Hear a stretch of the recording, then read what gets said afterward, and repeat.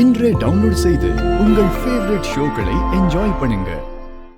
எங்களால அவங்கள தான் காப்பாத்த முடிஞ்சதே தவிர அவங்க குழந்தைய காப்பாத்த முடியல.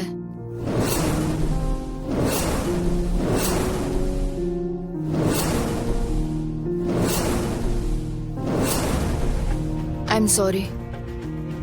ஆனா இப்ப பேஷண்ட்டுக்கு எந்த பிரச்சனையும் இல்ல. She is completely all right. நீங்க போய் இப்ப பாக்குறதுனா கூட பார்க்கலாம்.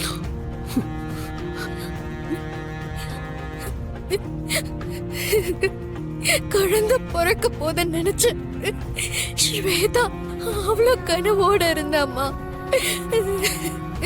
அம்மா ஆக போறான்னு அவ்வளவு ஆசை இருந்துச்சு. என்ன காப்பாத்த போய் அவ குழந்தைய பலி கொடுக்க வேண்டியது ஆயிடுச்சேம்மா. இதுல யாரையும் நம்ம குத்தம் சொல்ல முடியாது.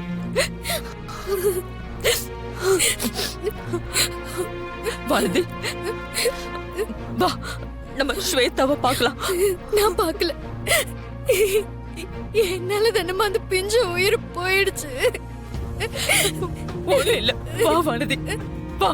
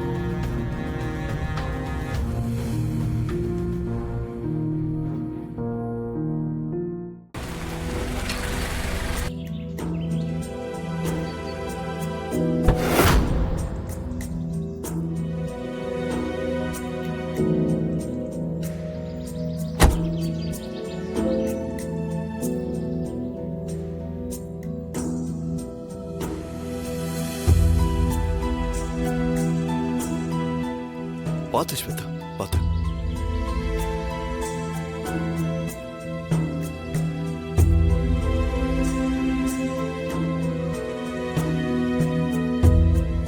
அம்மா,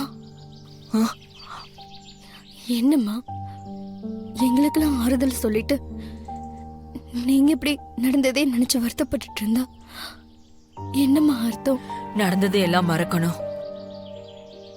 அந்த கஷ்டத்தை எல்லாம் சீக்கிரம் கடந்து வரணும்னு தான் நானும் நினைக்கிறேன்.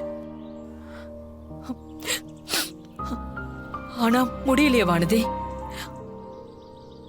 உங்க எல்லாருக்கும் ஆறுதல் சொன்ன என்னால எனக்கு ஆறுதல் சொல்லி என் மனச தேத்திக்க முடியலையே.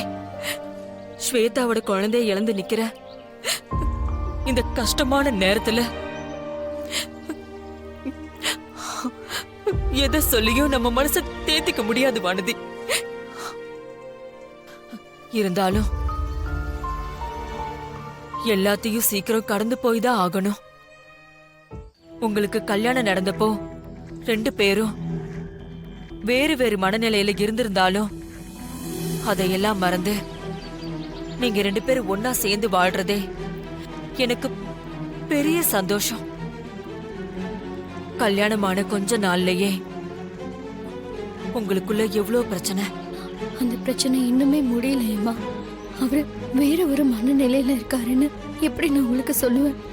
அதையெல்லாம் தாண்டி இன்னைக்கு ஒன்னா ஒத்துமையா வாழ்ந்துட்டு இருக்க நீங்க எப்போ எப்போ எனக்கு சந்தோஷமான செய்தி சொல்ல போறீங்கன்னு தான் நான் காத்துட்டு இருக்கேன். நீ கர்ப்பமா இருக்கிறேன்னு சொல்ல போற அந்த நல்ல செய்தி தான் என் கஷ்டத்தை எல்லாம் மறக்கிறதுக்கான மருந்தா இருக்க போகுது.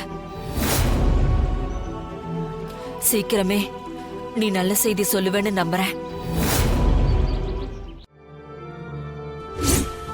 எப்போ எப்போ நீ சந்தோஷமான செய்தியை சொல்ல போறேன்னு தான் நான் காத்துட்டு இருக்கேன். நீ கர்ப்பமாக இருக்கிறேன்னு சொல்ல போற அந்த நல்ல செய்தி தான் என் கஷ்டத்தை எல்லாம் மறக்கிறதுக்கான மருந்தா இருக்க போகுது.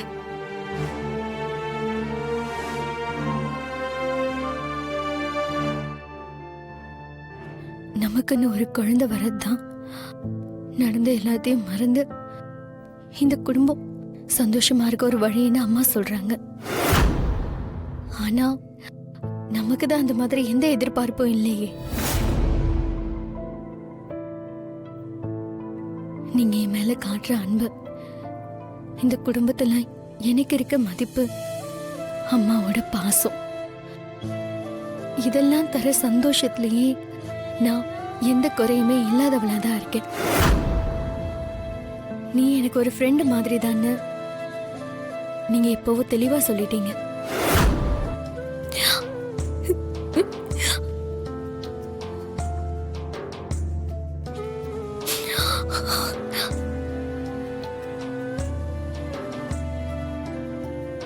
வாழ்ந்து என் மனசுக்கு பிடிச்சிருந்தோ அவளை என் லைஃப் பார்ட்னரா ஏத்துக்கிறதுக்கு எது எனக்கு தடையா இருக்கு? எனக்கு உங்க கூட சேர்ந்து வாழ ஆசை இருந்தும் அத வெளிப்படையா உங்ககிட்ட சொல்ல முடியாத ஒரு நிலைமையில இருக்கேன். என் நிலைமைய நீங்களே ஒரு நாள் புரிஞ்சுக்கிட்டு உங்க மனைவியா என்ன சீக்கிரமே ஏத்துப்பீங்கன்னு நம்புறேன்.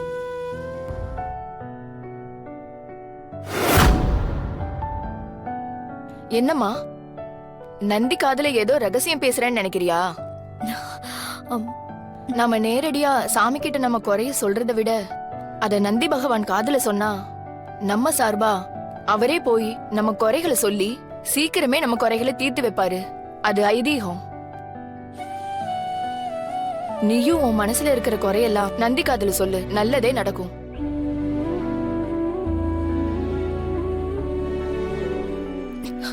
எங்களை பத்தின உண்மை எல்லாம் அம்மாக்கு தெரிய வர அன்னைக்கு நான் அவங்க முகத்துல எப்படி முழிக்க போறேன்னு ரொம்ப பயமா இருக்கு. எனக்கு தெரிஞ்சு நாங்க புருஷன் பொண்டாட்டியா வாழ்றதுங்கிறது இப்போதைக்கு சாத்தியமே இல்லாத ஒண்ணு. இருந்தாலும் அம்மா மனசுல இப்படி ஒரு ஆசை இருக்கும்போது என் நிலைமைய நான் சொல்லாம இருந்தாலும் அது பிரச்சனை தான். அது அது அம்மாக்கு ரொம்ப பெரிய கஷ்டமாயிடும். ஒண்ணு, நான் சீக்கிரமா குழந்தை பெத்துக்கணும்னு நினைக்கிறேன். என் அம்மாவோட மனச நீ மாத்தணும்.